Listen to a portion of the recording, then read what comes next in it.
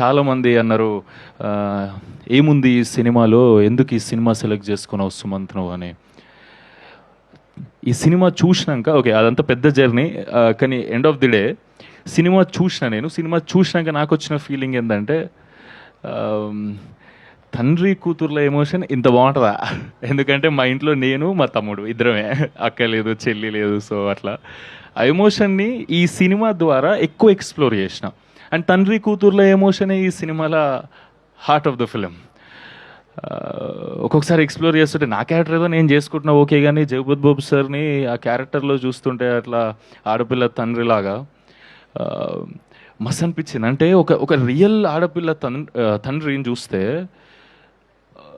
ఒక అమ్మాయి పుట్టింది అనుకోండి చాలా హ్యాపీ ఫీల్ అవుతాం. ఇప్పుడు మా ఫన్ పడక కిరణ్ అన్నకు అమ్మాయి పుట్టింది, చాలా హ్యాపీగా ఫీల్ అవుతాడు ఆయన కళ్ళ ముందు చూస్తున్నా కాబట్టి. సో వాళ్ళని చేయి పట్టుకొని నడిపించే స్టేజ్ కాడి నుంచి నాకు మంచిగా అనిపించింది, చెప్తున్నా, జస్ట్ షేర్ చేస్తున్నా ఒక మూమెంట్. వాళ్ళని చేయి పట్టుకొని నడిపించే కాడి నుండి వాళ్ళకి అంత ప్రేమ ఇచ్చేసేయాలి, వాళ్ళ కోసం ఏదైనా చేయాలి, అస్సలు తక్కువ చేయొద్దని తండ్రి వాడే తపన.